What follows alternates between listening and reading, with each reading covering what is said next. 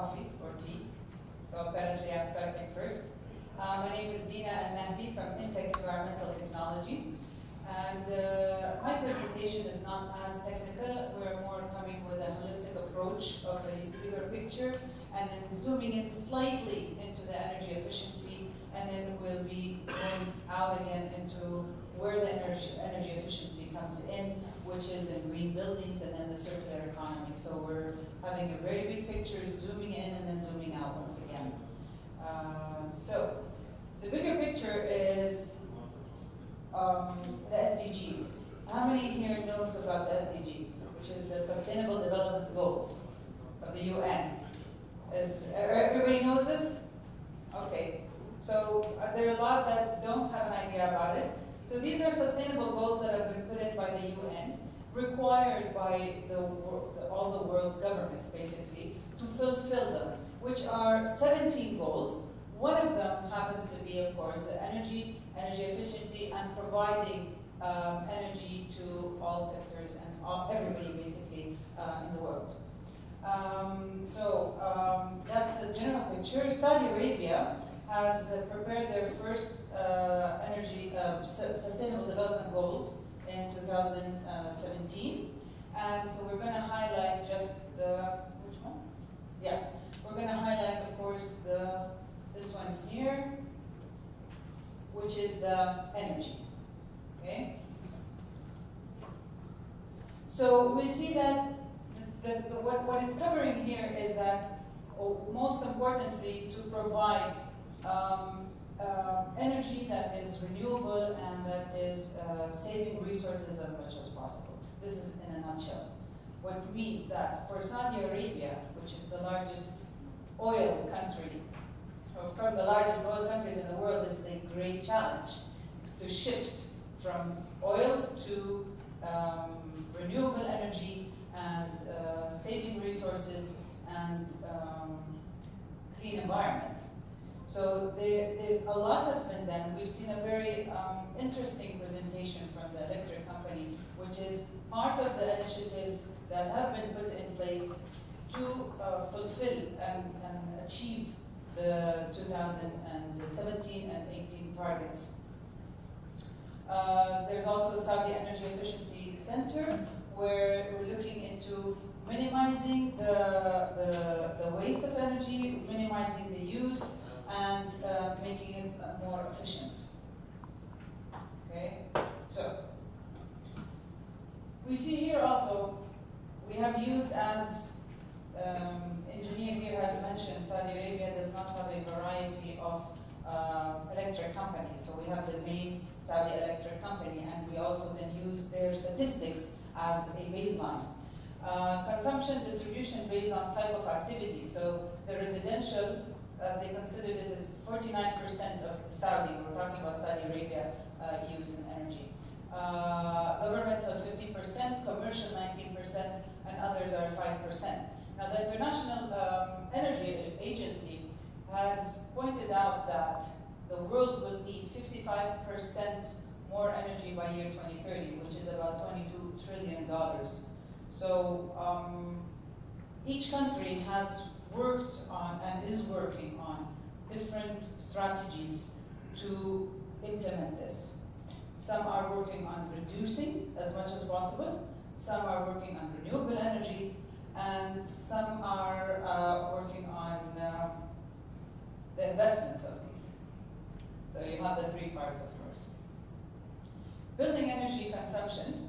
Now, this is part of the lead, which I will get into in detail a bit more. But the typical energy usage in office buildings in Arab countries, you will see that it's 43% in the cooling. Of course, that's because we're hot countries, versus Europe or other countries where it will be the heating. Buildings play dominant roles in the energy that's used, but then buildings also means industries. It means basically buildings are anything and anywhere that people are in. So it's an industry, it's homes, it's hospitals, it's you name it. It has to do with absolutely everything that we consume and live in as humans or work in. Energy survey, so we're going to zoom in now to the energy. What is the energy survey? I'm really going to brief through this because you're all technical energy people, so therefore we're not going to get into this in detail. The idea is just that why is it important to have energy surveys? Of course, and what are they? So we walk through their detail, their investment grade. What are the 3 keys of aims for the survey? It's to identify what equipment is used and what is the highest energy consumption. Understanding how energy used the equipment is controlled, and identifying opportunities for savings. So the importance of that, of course, most world countries are interested in providing official statistics. We do need statistics, it's very important. The more we know from where this energy is being used and overused, that's where we can look into different methods and different solutions to minimize the waste and to make it more efficient.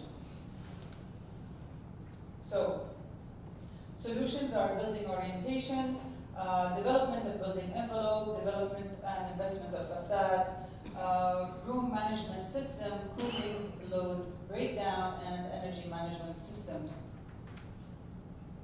Okay, so there are different strategies for reducing the energy. And there's the urban planning, of course, which is on a bigger scale. You have the new buildings, you have existing buildings, you have existing building operations, and systems, materials, resiliency, clean energy. These are all aspects that, the strategies that are used for totally different kind of projects, depending on what kind of scale and level of project that we're talking about. So, green buildings, again, looking on a bigger scale. What are green buildings? Green buildings, basically, it's cost effective. They are saving money by reducing the operation and maintenance cost. So it's a more holistic approach. Energy is included. It's a very big sector in green buildings. But then there's also water. There are resources. There are the materials used. There's the transportation. It has everything to do with the building and its surroundings. There are examples for rating systems. The global USGBC, which is the Leadership in Energy and Environmental Design. This is like the godfather of rebuilding rating systems. But then every country has come up, and this is just an example of some. I'm sure some of you are from different countries that have your own rating systems. In Saudi, we have our Saudi Green Building Council. There's the UK GBC. There are many different others around the world. Again, they all go back to they're tailored according to the country's needs and specifications. So what's the point of green building and why is it important? Building and constructing on a sustainable environmental basis. Okay, we've been in the environmental business for the past 20 years, and everybody's been looking at us as if we were selling accessories, literally. Okay, so it's not important, it's irrelevant, it's a waste of money, it's an extra cost. Only if their revenue is over 200% this year, they will even think of spending, this much for the environment. So, the last 4 years, we actually understood and realized ourselves to speak the customer's language, which is the end user, which means economy. So, we don't speak environment anymore. We speak economy. Because in the long run, actually, you are saving money. So when you are, by saving the environment and by saving and utilizing the resources and all of this, you're actually saving money. So what does your green building, what's the benefit of paying that extra percent in the beginning to utilize and to save up on all the energy and to save up on the water and have an efficient water, efficient energy, reduce the resources used then it's in the design, it's in the construction, it's in the operation, it's in the maintenance, and then it's in the renovation. All of these aspects have to do with it. So it's the site, from choosing the site, the water efficiency of the building, the energy and the atmosphere of the entire building, internally and externally, of course, if there's any parkings or anything that has to do next to it. Materials and resources that are used in the building, they're environmentally friendly or not. Why? It does have to do with energy as well. You're all energy engineers and you understand this well. The different material that is used will make a difference in how much energy would be needed, say in the back or whatever. the indoor environment quality, location, transportation. So all of these are taken in consideration. At the end of the day, this building, what may it be, whether it's a resort or whether it's an industry as a factory, the utility bills will go down. So this is an example that the expectation energy use should go down 30 to 50%. That's a high percentage. Carbon emissions, 35%, water use, 40%, and solid waste would go down to 70%. So it's worth looking into. Buildings, benefits of green buildings. Again, as we said, the reduce of annual maintenance cost as a result of reducing operation loads. Then there's the improvement of indoor air quality. Improvement of indoor air quality, take it from a business perspective and just to link the cycle. We're humans, and people that are working in any entity are human beings. When the indoor quality is not well, people get sick, right? People then don't work efficiently because they feel fatigued and they feel tired and they feel the medical bills go up, the absences get higher, the people leave their jobs and the turnover is higher. So on a business level, all of this is affected very highly. Unlike when the inside atmosphere is better, then all of this is minimized. Then there's also the better internal environment and raising the market and marketing value of the building.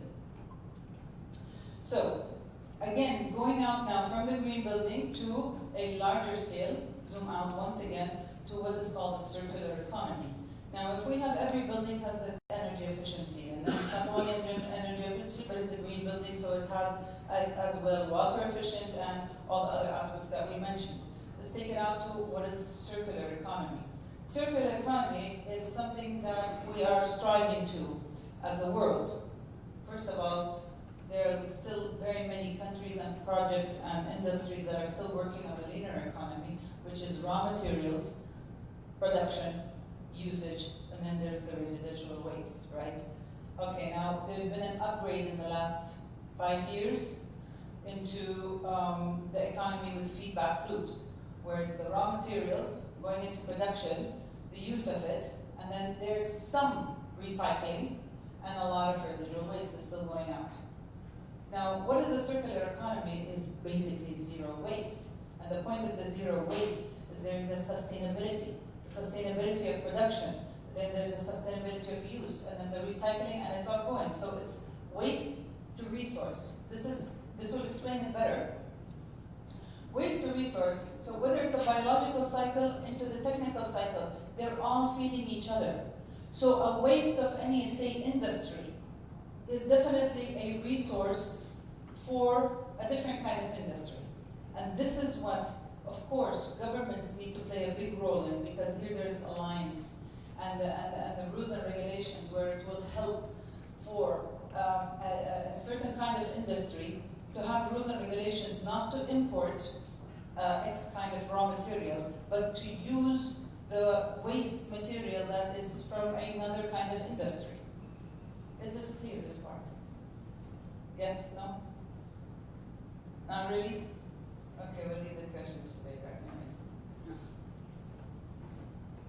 So the business benefits of circular economy is improving operations, resource saving, lower operational costs again, meeting regional and international standards, sustainability of the businesses, and higher employee satisfaction, less employee turnover, and saving markets. It's a great marketing pitch, but then again, we're talking on an international level. We're talking on data project levels. We're talking about, so if it's done on this high level, and it's been done and we've seen it, Netherlands are from the countries that are way advanced when it comes to circular economy.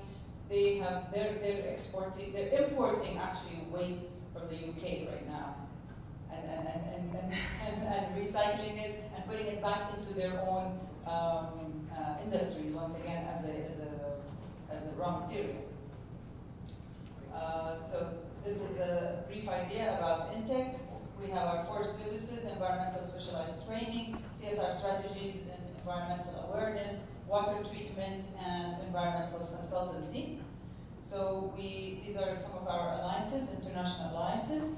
We do consultancy, we have alliances with many different companies and universities.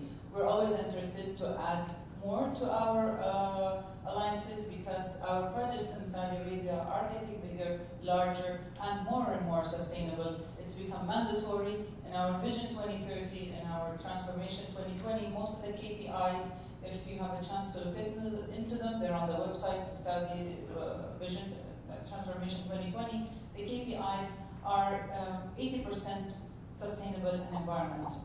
So this is a very important time for this kind of business. These are some of our clients. We have governmental and local, and this is